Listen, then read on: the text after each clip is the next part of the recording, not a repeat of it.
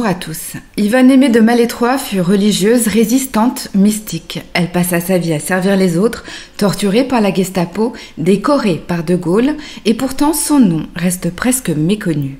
Sa vie, oscillant entre un don de soi total, un héroïsme concret et des phénomènes spirituels troublants, échappe aux catégories habituelles et dérange les cadres établis. Admirée par certains, soupçonnée par d'autres, elle fut même accusée de n'être qu'une fabulatrice. Sa réputation devint si controversée que pendant des décennies, toute publication la concernant fut interdite, comme si l'on avait voulu effacer son souvenir ou réduire au silence une existence jugée trop dérangeante pour l'Église. Pourtant, toutes ses actions, ses pensées et jusqu'à ses souffrances n'avaient d'autre moteur que le désir de secourir autrui, d'exercer la charité et d'accepter ses souffrances spirituelles et physiques. Si on met de côté le surnaturel dans lequel trempait sa vie, était-ce sa joie simple, son visage lumineux aux bonnes joues, sa gaieté irrésistible qui faisait tiquer ? Tout simplement parce qu'il détonnait trop avec l'image austère de la sainte attendue. Ou bien tout simplement était-ce parce qu'elle était une femme? Pourquoi l'a-t-on ainsi mise sous le boisseau? Dans son livre paru en mai 2025, Jean de Saint-Chéron éclaire cette figure hors du commun avec un regard à la fois rigoureux et sensible.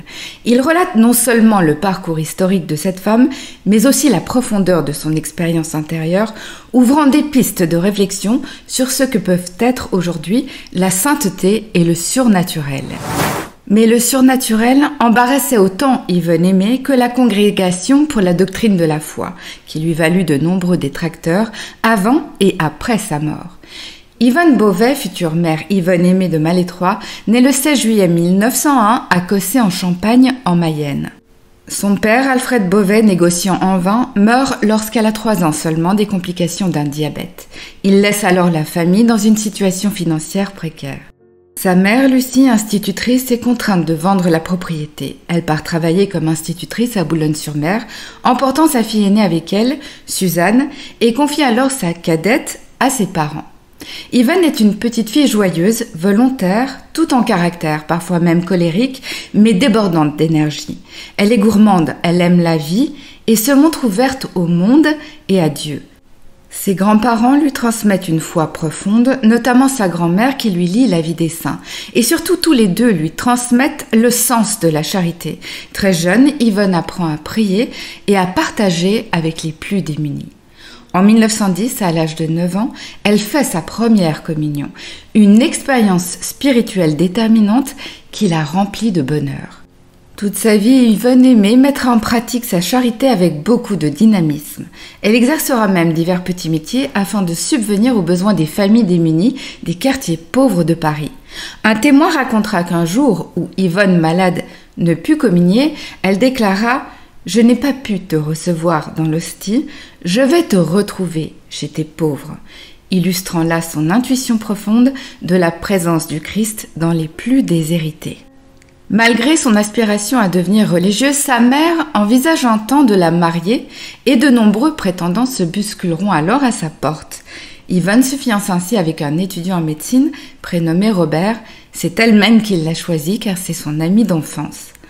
En mars 1922, à l'âge de 20 ans, Yvonne contracte une grave fièvre paratyphoïde et part en convalescence au monastère des Augustines de Malétroit dans le Morbihan. C'est là qu'elle vivra une expérience mystique fondatrice. Dans sa chambre, Jésus lui apparaît portant la croix et lui demande si elle accepte de la porter à sa suite. Cette vision, véritable appel intérieur, bouleverse Yvonne. Elle comprend qu'elle doit tout quitter, y compris son fiancé, pour suivre le Christ.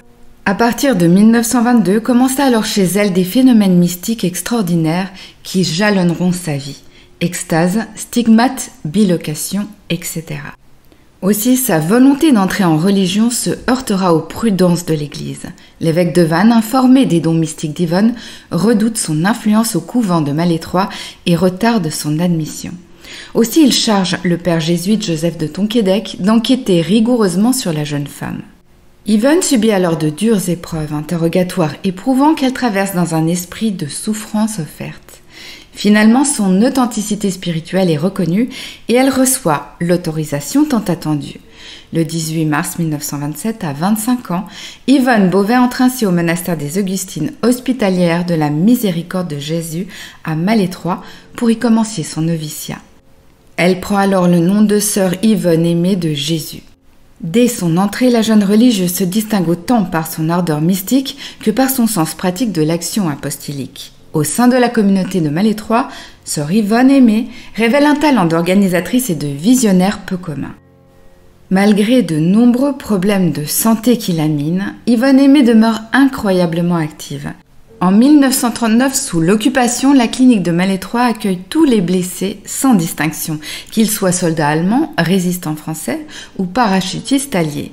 Un résistant caché à Malétroit se souviendra surtout de la sereine assurance de la mère supérieure.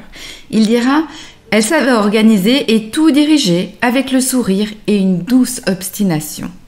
Le 24 juin 1945, elle reçoit la Croix de guerre, puis un mois plus tard, le 22 juillet 1945, c'est le général Charles de Gaulle qui en personne lui remet la décoration de chevalier de la Légion d'honneur. De nouveau, le 3 janvier 1946, mère Yvonne Aimée reçoit deux nouvelles distinctions civiles, la médaille de la Résistance et la médaille de la Reconnaissance française, saluant son courage et son dévouement. En 1949, elle recevra également une médaille de la Grande-Bretagne, mais aussi la Medal of Freedom américaine, en 1949 également. 2 ans plus tard, le soir du 3 février 1951, elle meurt à l'âge de seulement 49 ans à Malétroit d'une hémorragie cérébrale, alors qu'elle s'apprêtait à partir pour l'Afrique du Sud. Voilà donc le résumé factuel de sa vie. Nous allons maintenant l'explorer en détail, afin de mieux comprendre qui était cette femme hors du commun. En raison des accusations à son encontre discréditant les nombreux phénomènes surnaturels qui entouraient sa vie, Yvonne avait un jour noté dans son journal « Je ne me souviens plus des grâces que j'ai reçues. Je crois que j'ai trompé tout le monde et que je vis dans le mensonge. » Rajoutant également « Je crois que bientôt tout disparaîtra. Je souffrirai sans doute de ne plus l'entendre, de ne plus le voir ni le sentir, mais je crois que je serai bien contente d'être comme tout le monde. » Comme je l'ai dit plus tôt, en introduction de ma vidéo, c'est très jeune déjà qu'elle a été habituée à l'esprit de charité quand après le décès de son père, elle ira vivre chez ses grands-parents maternels au Mans, Aldric et Delphine Brûlé. Tous les deux étaient généreux envers leurs prochains, n'hésitant pas à secourir les pauvres qui frappaient à leur porte. Ses grands-parents lui inculquèrent aussi très tôt la générosité envers les personnes démunies et le lien entre l'amour divin et l'amour des autres. Sa grand-mère lui apprend à mieux connaître Jésus. Elle lit pour elle « Histoire d'une âme » de Thérèse de Lisieux, contribuant ainsi à former sa vocation spirituelle. Frappée par l'histoire de Thérèse, Yvonne annonce à sa grand-mère qu'elle fera comme cette dernière. En 1907, Lucie, sa mère, récupérera Yvonne. Elle occupera alors différents postes de direction de pensionnats catholiques qui la conduiront d'Argentan à Paris. La vie de la jeune Yvonne devient donc itinérante, il n'y a plus de demeure familiale. Sa mère, accaparée par ses responsabilités de chef d'établissement, n'apportera pas à sa fille cadette le soutien dont elle aurait eu besoin. C'est pourquoi Yvonne trouve du réconfort en se tournant vers les figures de Marie et de Jésus. Puis le 30 décembre 1910, elle fait sa première communion à Paris. Le lendemain, elle demande de communier à nouveau. Cette faveur lui sera exceptionnellement accordée. De retour à la maison, elle écrit cette lettre avec une plume trempée dans son propre sang. « Oh mon petit Jésus, je me donne à toi entièrement et pour toujours. Je voudrais toujours ce que tu voudras. Je ferai tout ce que tu me diras de faire. Je ne vivrai que pour toi. Je travaillerai en silence et si tu veux, je souffrirai beaucoup en silence. Je te supplie de me faire devenir sainte, une très grande sainte, une martyre. Fais-moi être fidèle toujours. Je veux sauver beaucoup d'âmes et t'aimer plus que tout le monde. Mais je veux aussi être toute petite afin de te donner plus de gloire. Je veux te posséder, mon petit Jésus, et te rayonner. Je ne veux être qu'à toi, mais je veux surtout ta volonté. Ta petite Yvonne. En grandissant, la jeune Yvonne attrapera la scarlatine, puis développera une maladie des reins. Son organisme produira alors de l'albumine dans des proportions anormales et le corps d'Yvonne se mettra alors rapidement à grossir. Elle est donc moquée et exclue en raison de son apparence. Elle souffre aussi de migraines terribles et ses résultats scolaires sont médiocres. Mais le pire, c'est qu'elle vit sa foi sans conviction, car Jésus ne lui répond pas. En 1914, sa mère l'envoie en pension en Angleterre durant 2 ans, où elle se plaira beaucoup. Elle y apprendra la danse, la peinture, et c'est là qu'elle décidera de devenir religieuse. À 15 ans, elle revient en France, d'abord au Mans chez ses grands-parents, et passera ensuite ses 2 dernières années de scolarité dans le pensionnat des religieuses des Dominicaines de Neuilly. Puis c'est régulièrement qu'Yvonne, animée par la double spiritualité de l'amour de Dieu et de l'amour de l'autre, se rend dans les bidonvilles de Pantin, dans les zones appelées quartiers rouges où la police ne s'aventurait même plus. La jeune fille âgée de seulement 17 ans s'occupe alors des familles dans le besoin. Elle apporte des jouets aux enfants, de l'argent et des vivres aux parents. Et c'est chaque semaine qu'elle se rend dans ces quartiers dangereux, constitués de baraques de planches, de cabanes et de roulottes où survivent de nombreux foyers vulnérables dans des conditions insalubres. Sans rechigner, elle vient en aide aux malades, vieillards, mourants, femmes en couche. Son engagement envers Dieu s'illustre donc avec cet engagement caritatif de terrain qui restera toute sa vie le fil rouge de sa vocation. Pourtant, sa mère Lucie, qui n'est pas au courant de la générosité d'âme et de l'abnégation dont fait preuve au quotidien sa cadette, pense que c'est sa fille aînée, Suzanne, qui entrera dans les ordres. C'est en effet elle qui lui paraît la plus pieuse, la plus intelligente et la plus rigoureuse. Ainsi, Lucie charge Yvonne de l'aider dans ses tâches ménagères. Et en dépit de ce rythme effréné auquel la jeune fille s'astreint sans se plaindre, elle trouve le temps de se rendre chaque matin à l'église pour prier, puis file sans tarder aider ses pauvres.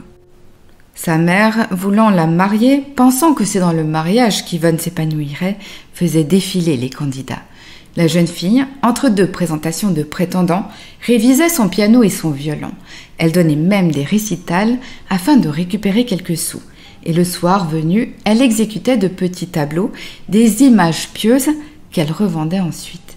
Elle accomplissait tout cela en cachette et dans le but de récolter de l'argent qu'elle distribuait ensuite aux personnes défavorisées qu'elle soutenait, n'hésitant pas non plus à faire des ménages sous un faux nom chez des personnes issues de son propre milieu. Une fois l'argent récolté, elle se rendait dans les bidonvilles apportant sous le bras médicaments, les poches pleines de francs, de beurre et de cadeaux. Les archives indiquent qu'elle s'occupait alors de 20 familles, assumant même de lourdes dépenses comme des arriérés de loyers. Elle allait même jusqu'à prendre en charge des enterrements afin que les familles puissent offrir des funérailles dignes à leurs proches. Aussi, pour financer un procès pour un père de famille, elle n'hésitera pas à vendre son violon de concert. Par ailleurs, l'une de ses amies témoignera plus tard que lorsque Lucie et Suzanne quittaient Paris quelques jours, Yvonne logeait alors chez elle des pauvres qu'elle faisait monter par l'escalier de service. Sa chambre se transformait pour l'occasion en infirmerie. Durant tout ce temps, la jeune femme souffrait de fortes migraines.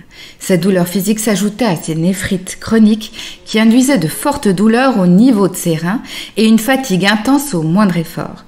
Mais Yvonne écrira à cette période dans son journal qu'en plus de la prière, sa vie reposait sur 2 choses, ne jamais se plaindre et ne jamais s'inquiéter du lendemain.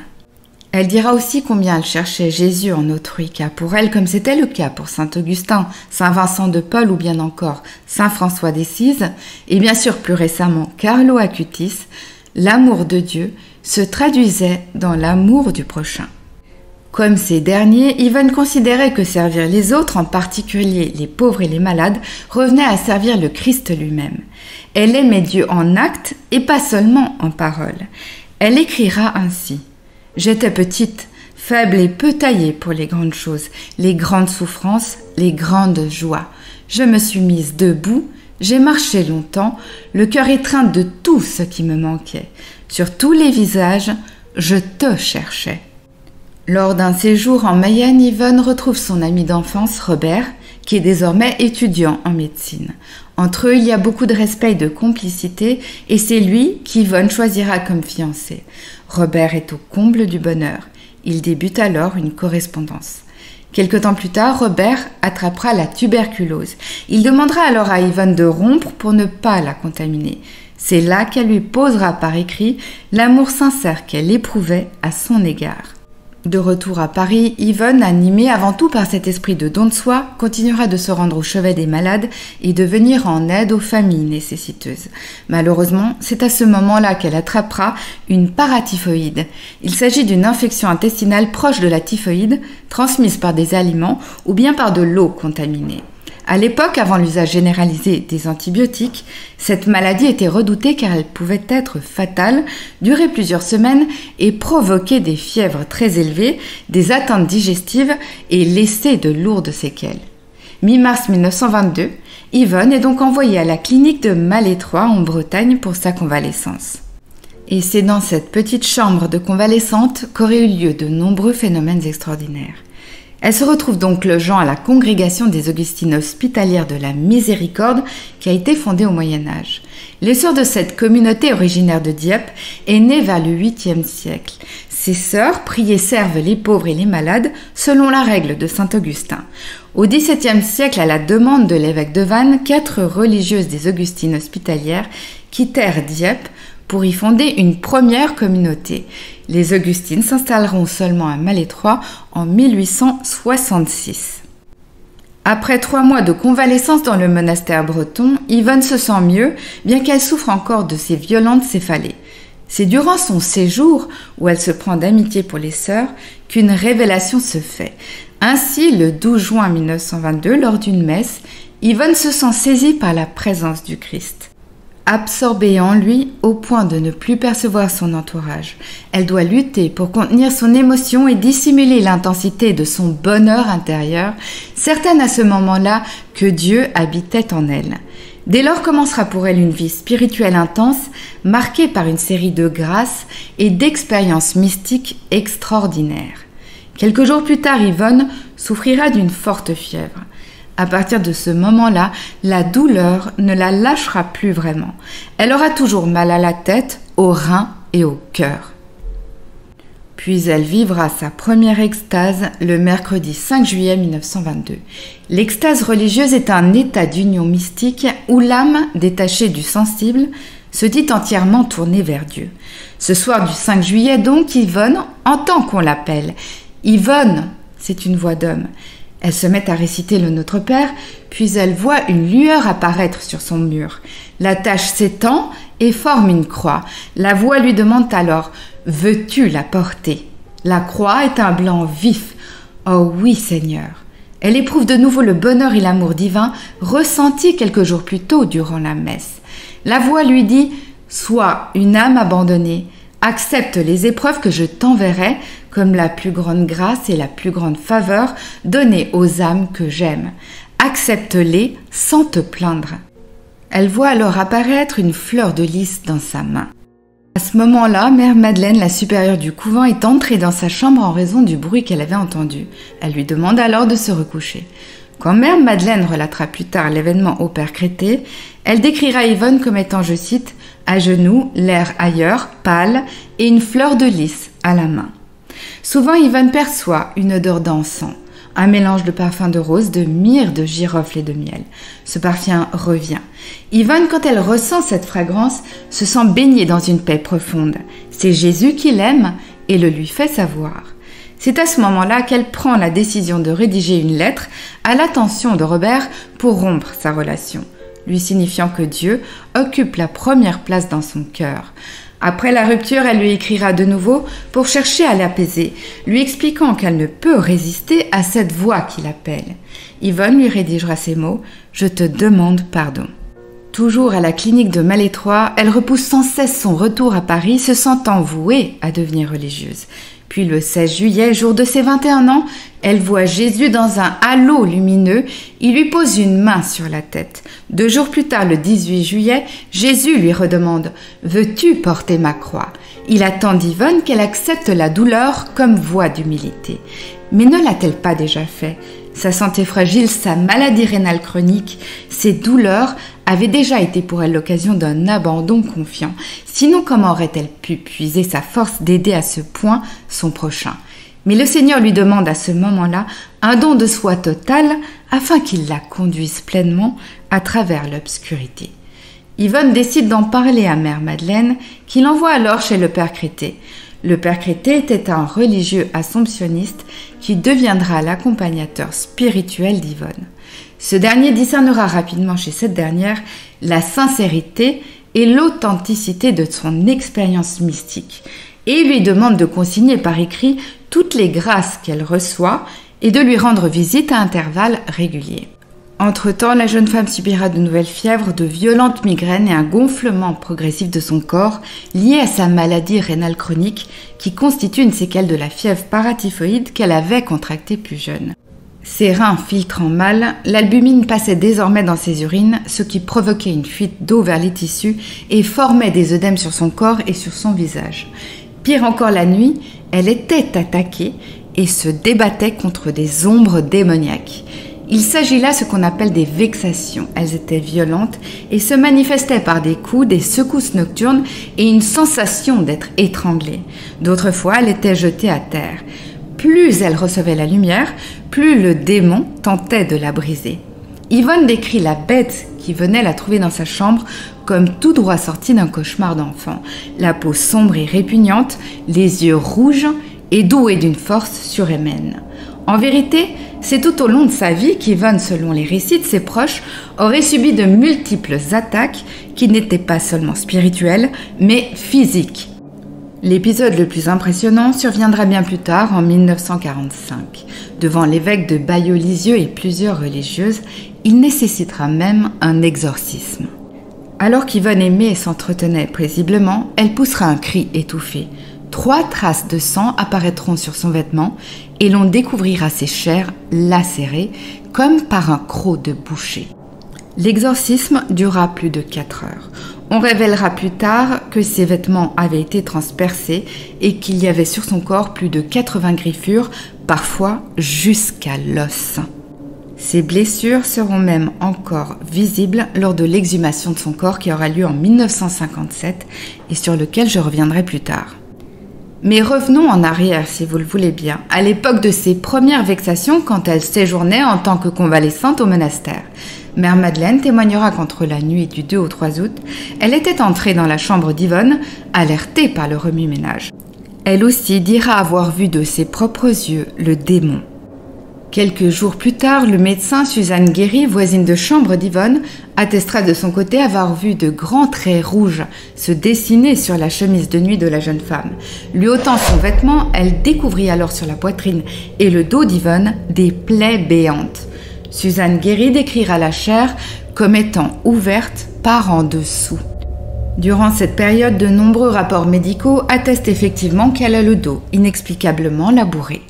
Mais en dehors de ces attaques, Yvonne vit normalement. Durant son séjour au monastère des Augustines, elle dira avoir reçu dans son cœur cette prière très simple qu'elle récite chaque soir et chaque matin. « Jésus, roi d'amour, j'ai confiance en ta miséricordieuse bonté. » À ce moment-là, l'histoire des grâces et des vexations subies par Yvonne Beauvais parvient aux oreilles de l'évêque de Vannes, Monseigneur Alcime Gouraud. Mais ce dernier doute. Il pense qu'Yvonne n'est peut-être pas ce qu'elle prétend être. Il soumet cette idée non par hostilité personnelle, mais par prudence ecclésiastique devant le caractère trop spectaculaire de ses expériences. Comme beaucoup d'évêques de son époque, il redoutait, on s'en doute, les illusions, l'autosuggestion et la supercherie. Son souci premier était d'éviter le scandale d'un engouement populaire pour des phénomènes qui pourraient ensuite être discrédités. Dès lors, devant ces soupçons, le caractère d'Yvonne change. Elle se met elle-même à douter de ses visions. Elle a peur que tout ne soit qu'imposture et hallucination. Elle éprouve une honte profonde et se montre sur la défensive. Elle en devient même, dit-on, méchante, à tel point que Mère Madeleine suggère un exorcisme. Mais Yvonne préfère quitter alors la clinique à la fin de l'été. La voilà qui reprend donc le cours de sa vie parisienne entre sa mère Lucie, sa sœur Suzanne, ses amis et ses allers-retours dans la zone pour aider les personnes démunies. Pourtant Yvonne n'a qu'une idée en tête, Malétroit. Elle veut maintenir le lien coûte que coûte et correspond régulièrement avec les sœurs du couvent. Puis en septembre 1923, elle reçoit une lettre sans appel de Monseigneur Gouraud qui lui interdit d'avoir une quelconque relation avec Malétroit. Néanmoins, quelques mois plus tard, en 1924, en dépit de l'interdiction épiscopale, sa mère Lucie lui permet de retourner au monastère afin qu'elle puisse assister à l'entrée en religion de l'une de ses amies. Par la suite, Yvonne y retournera régulièrement pour faire de simples visites de courtoisie. Entre ses allers-retours Paris-Malétroit, elle continue toujours de se rendre dans les quartiers pauvres de la capitale pour secourir les plus faibles, mue comme depuis son plus jeune âge par ce vœu féroce d'aider autrui, de servir, de nourrir, de consoler. Ainsi, de nouveau, elle fait les ménages et reprend les concerts de salon. Puis le 22 février 1924, deux femmes, Jeanne Boisenoux et Marguerite Veulement, rendent visite à Lucie. Après avoir discuté un peu, les deux dames décident d'aller saluer Yvonne, qui s'est retirée un peu plus tôt dans sa chambre parce qu'elle était fatiguée. Mais voilà que lorsque Jeanne et Marguerite poussent la porte de la chambre de cette dernière, elles retrouvent Yvonne sur le sol, le corps glacé et traversé de spasmes. Ses mains sont crispées, ses yeux fixes. Yvonne est d'une raideur cadavérique. Les femmes stupéfaites sont alors persuadées que la jeune femme est possédée. C'est alors qu'elle voit du sang apparaître sur son front, puis plus étrange encore, elles entendent son cœur battre. Il bat à faire éclater sa poitrine. Rapidement, Yvonne sort de cet état étrange. Aussitôt, elle se plaint d'être en retard pour ses visites et repart auprès de ses pauvres des bidonvilles.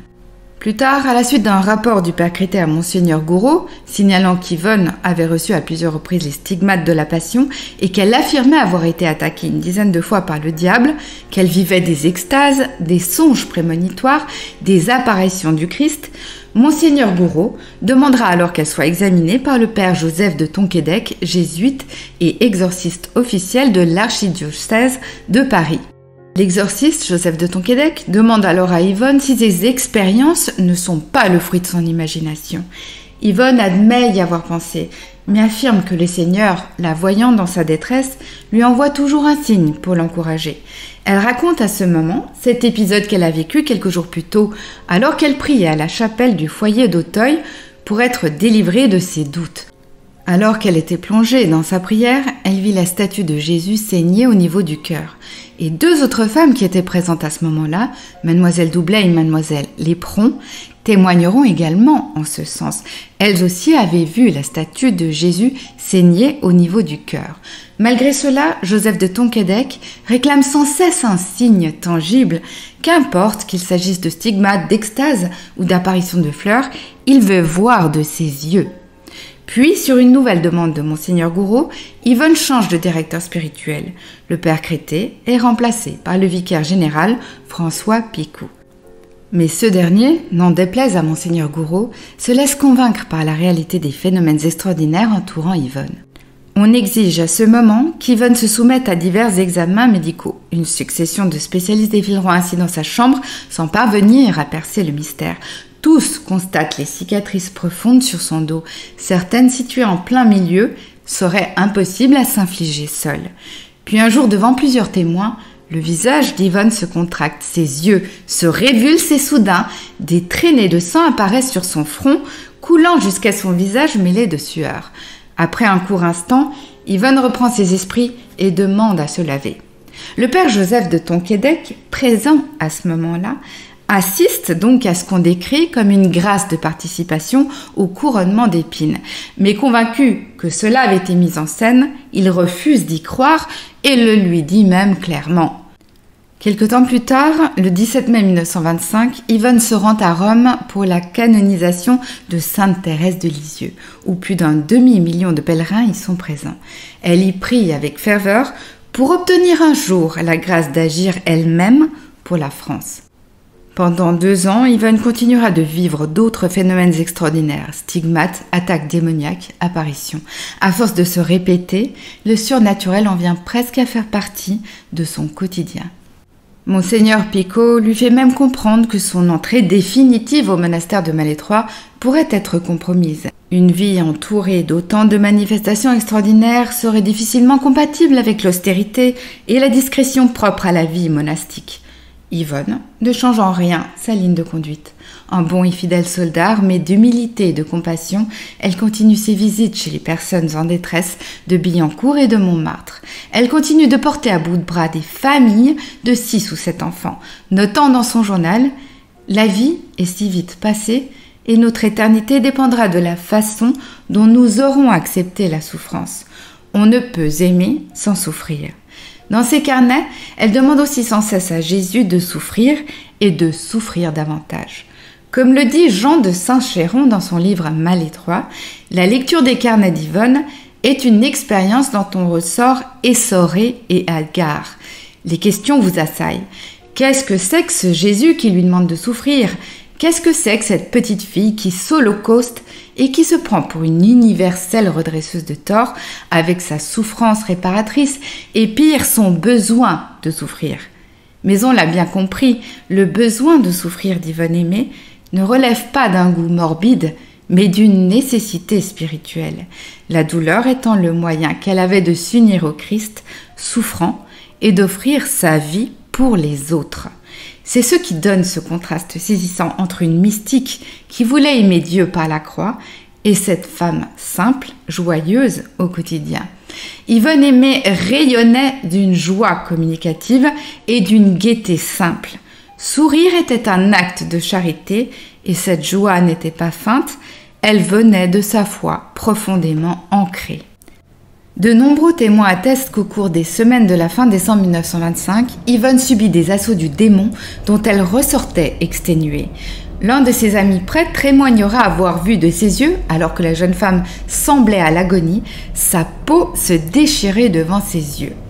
Durant cette période, Yvonne fait également des rêves où elle voit des uniformes verts défiler sur l'Europe dans un grand bruit de bottes. Puis, le 5 janvier 1927, une lettre de Monseigneur Picot lui fait part de son refus définitif pour son entrée à Malétroit. Yvonne, ne s'arrêtant pas à ce refus, demande de le rencontrer pour des explications. Et ce dernier, le plus étonnamment du monde, lui jure qu'il n'a jamais écrit ni envoyé un tel document. Elle lui présente sa lettre. C'est pourtant bien son écriture. Mais la croix qu'il a pour habitude de dessiner sur le haut de ses lettres n'y figure pas. Il se demande alors si ce n'est pas le diable qui l'aurait écrite. Puis il se rend chez Monseigneur Gouraud, qui lève cette fois-ci définitivement son veto. C'est décidé, Yvonne pourra intégrer les Augustines de Malétroit. Car tous s'accordent à dire qu'après une longue étude de son cas, ils n'ont trouvé aucune faille dans son comportement persévérant. Yvonne est un modèle d'abnégation, de piété et de générosité, et elle ne perd pas une occasion d'embellir la vie des autres. Après être entrée chez les religieuses, Yvonne est appelée désormais Yvonne Aimée de Malétroit. Ses débuts dans le monastère avaient pourtant été difficiles. Regrettant le monde, sa vie d'autrefois, elle ne pensait rien avoir d'une bonne sœur. Tout lui avait semblé austère et poussiéreux. Son enthousiasme s'était rapidement éteint. Pourtant, à cette époque, comme le précise Jean de Saint-Chéron, son journal est truffé du récit de ses grâces mystiques, de ses visions et de ses extases. Surmontant cette première déception, Yvonne se démarque rapidement dans le monastère par son esprit. Ainsi, peu après son arrivée, elle prend en main la conduite des travaux de rénovation de la clinique qu'elle avait décidé d'engager. Malheureusement, son état de santé se détériore rapidement et en novembre 1927, de nouveau, elle est frappée d'une forte fièvre. Jugeant qu'elle est à l'agonie, on lui administre même l'extrême onction. Fait étrange, le médecin qui s'était rendu à ce moment-là à son chevet dira avoir entendu 2 bruits de battements de cœur, comme si la poitrine d'Yvonne contenait 2 cœurs, l'un qui battait faiblement et l'autre vigoureusement. Dans le couvent, certains prêtres et certaines sœurs n'hésiteront pas par la suite à la traiter de faussaire, à tel point que de nouveau elle doute d'elle-même. Était-elle une hallucinée, une menteuse maladive ? Mais, une nuit d'hiver de l'année 1928, tout le monde voit. Un soir de janvier, Yvonne est accablée par une fatigue extrême. Elle demande à se retirer. Mère Madeleine et Mère Ange Gardien se rendent un quart d'heure plus tard dans sa cellule pour s'assurer que tout va bien. Elles trouvent alors Yvonne dans un sommeil profond et paisible, les mains croisées sur sa poitrine. Tout autour d'elle, sur le sol, sur la table basse, des fleurs ont été disposées à même les draps ou dans des vases, roses, œillets, renoncules, violettes. Mais d'où viennent-elles en plein mois de janvier? Les deux religieuses font appeler monsieur l'aumônier, puis toutes les sœurs du couvent. C'est ainsi que tout le monde défile dans sa cellule sur la pointe des pieds. Yvonne dort, souriante. Dans le couloir, on sent cette forte odeur d'encens exhalée par les fleurs. 2 mois plus tard, le 8 mars 1928, une jeune sœur entre dans le bureau de Mère Madeleine. « À la chapelle, ma mère, j'ai vu la poitrine de sœur Yvonne de Jésus. Elle brûlait. Enfin, croyez-moi, je vous en prie. Vous voyez comme sœur Yvonne Aimée et moi sommes voisines dans les salles. À un moment, elle ne chantait plus vraiment. C'était comme un murmure. Alors j'ai tourné la tête vers elle. Et sur son habit, juste là sur sa poitrine, j'ai vu une marque lumineuse, comme une incandescence. Je n'en croyais pas mes yeux, mais c'était comme si son cœur brûlait. Quand j'ai regardé son visage, elle avait l'air de souffrir atrocement, et en même temps il y avait une sorte de joie où je ne sais pas. Elle n'a pas remarqué que je la regardais, elle était ailleurs. Je suis seule à avoir vu. Le 5 avril 1928, 3 jours avant Pâques, Yvonne n'a pas l'air bien et on lui demande d'aller se reposer. Sœur Marie-Madeleine, une novice, reçoit l'ordre de lui tenir compagnie en cellule. La novice revient ensuite à grands pas, après quelques minutes, disant qu'elle avait trouvé Yvonne à genoux sur le parquet de sa cellule, prostrée. Elle s'est approchée lentement et s'est alors aperçue que la jeune femme pleurait des larmes de sang. Le lendemain, vendredi saint, jour de la crucifixion, c'est au tour de Mère Madeleine de trouver Yvonne étendue sur le sol, le visage révulsé, son corps maculé de sang, se tordant dans d'affreuses convulsions. Le prédicateur du couvent, Joseph Henry, lui demande alors sous le secret de la confession qu'elle lui raconte ses visions et tous les phénomènes extraordinaires de sa vie mystique. À cette période, Yvonne décide de réformer la congrégation des religieuses et s'attelle à dépoussiérer la Constitution.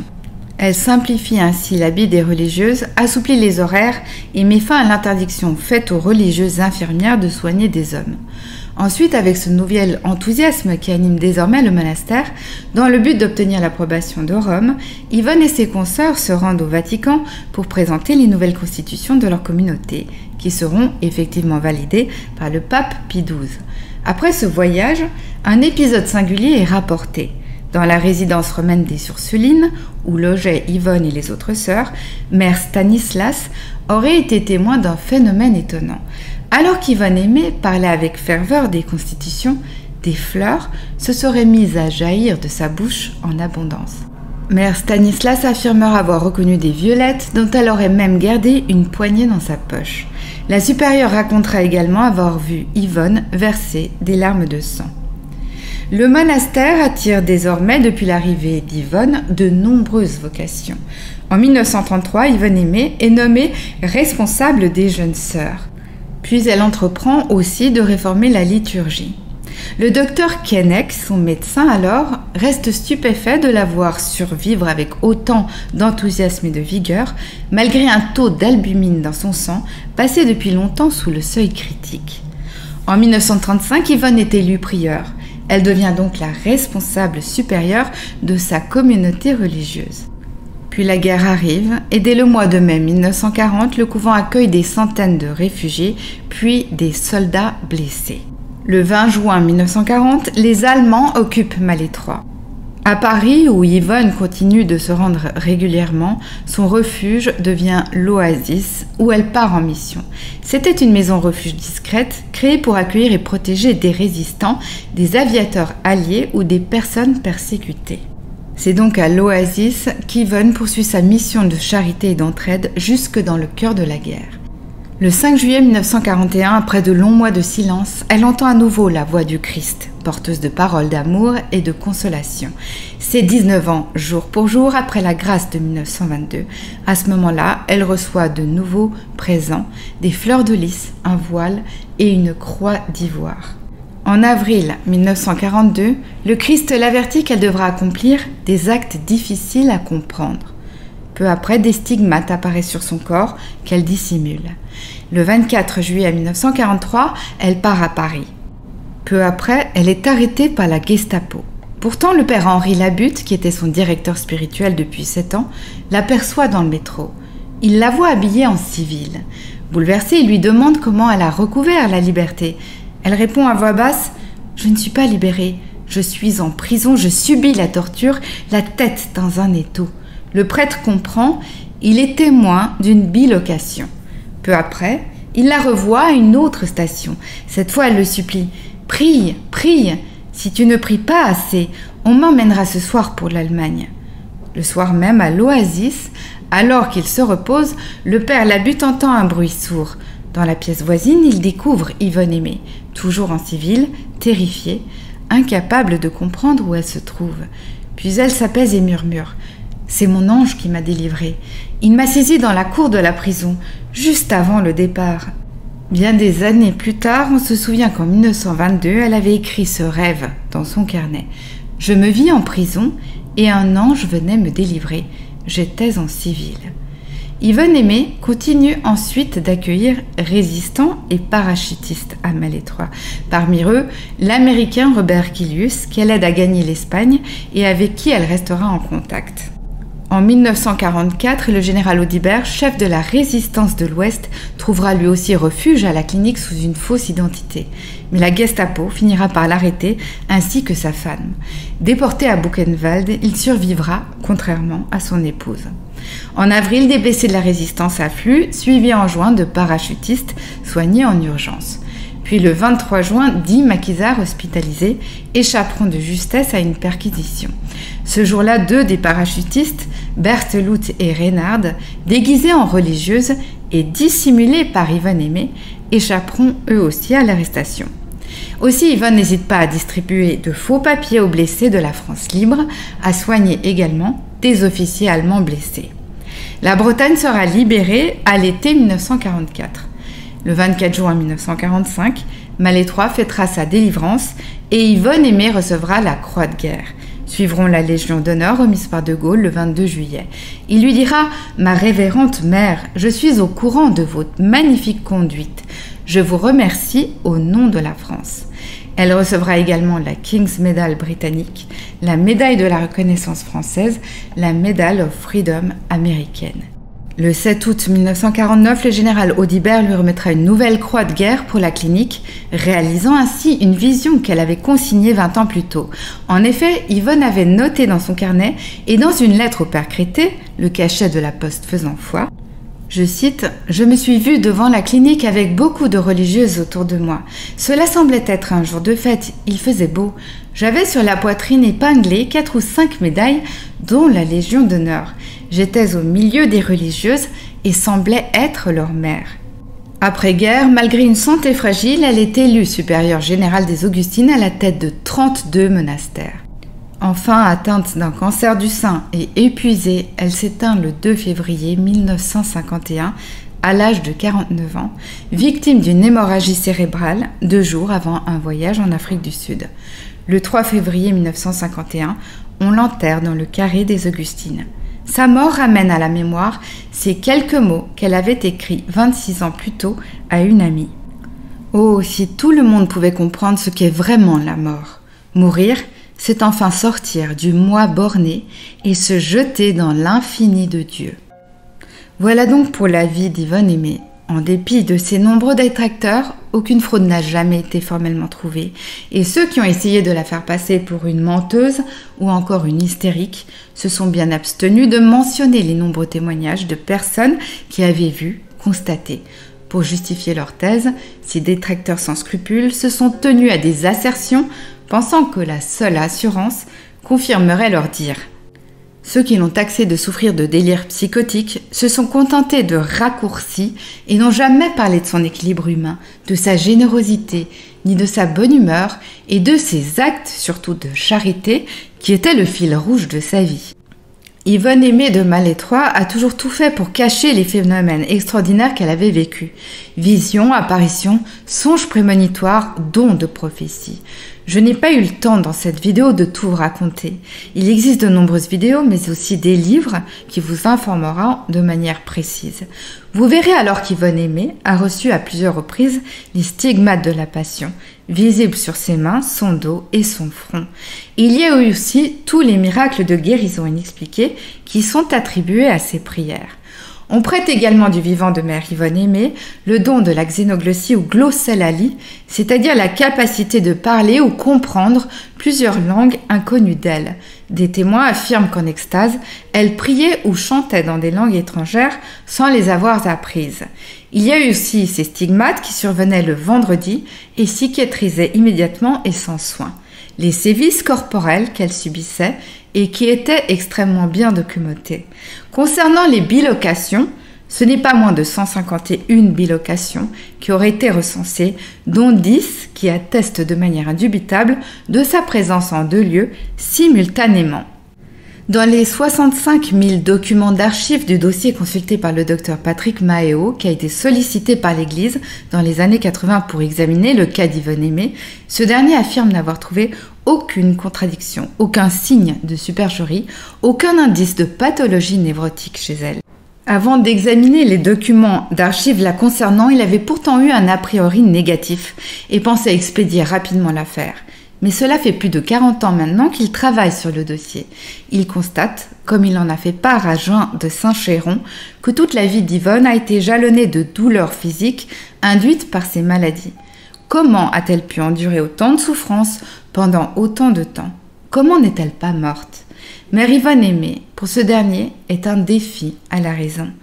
Comment a-t-elle pu assumer toutes ces responsabilités avec des pathologies aussi graves qui auraient dû, à défaut de la tuer, la rendre grabataire? Et puis aussi, il y a eu les nombreux phénomènes eucharistiques. Un témoignage, notamment celui du père Paul Labute, relate qu'en septembre 1941, Yvonne se trouvait dans un petit bois en prière solitaire. Elle aurait alors soudainement vu dans son esprit des hommes profaner une hostie et la perforer avec un poinçon. Apparut alors devant Paul Labute, mais également devant Yvonne Aimée, une hostie ensanglantée. Elle avait surgi dans un rayon de lumière et la hostie lévita jusqu'à se poser en équilibre vertical sur une branche de sapin non loin d'elle et du père Labute. À ce moment-là, il la prendra en photo. Il y a énormément de choses à dire encore sur Yvonne Aimée. Mais si on met de côté tout le surnaturel dans lequel sa vie baignait, pourquoi ne l'a-t-on pas reconnue sainte à ce jour? En vérité, son procès de béatification a été ouvert en 1957, 6 ans après son décès. Et à cette occasion, son corps a été exhumé à Malétroit et l'on a constaté avec stupéfaction que non seulement son corps, mais que ses yeux également étaient intacts, inexplicablement préservés de la corruption. Comme vous le savez, dans la tradition catholique, on appelle l'incorruptibilité le phénomène par lequel le corps d'un saint ou d'une sainte reste intact longtemps après la mort sans subir la décomposition naturelle. Considéré comme un signe de sainteté et de faveur divine, il a parfois été constaté lors d'exhumations pour les procès de canonisation. Malheureusement, et comme si le sort s'acharnait, le procès en béatification d'Yvonne Aimée sera suspendu en 1960 par le cardinal Ottaviani, inquiet de trop de miracles autour de cette femme et du risque d'illuminisme.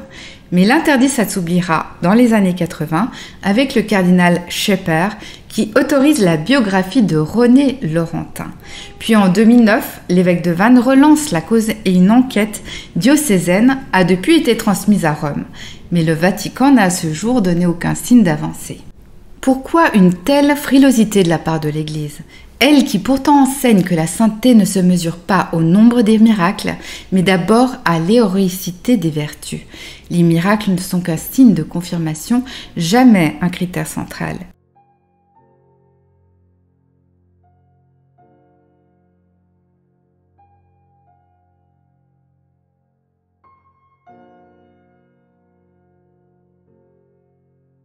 Cela souligne l'ambivalence de l'institution face au phénomène mystique. L'Église valorise la vie vertueuse et humble, mais se méfie quand le surnaturel devient trop visible, craignant l'illusion et le scandale.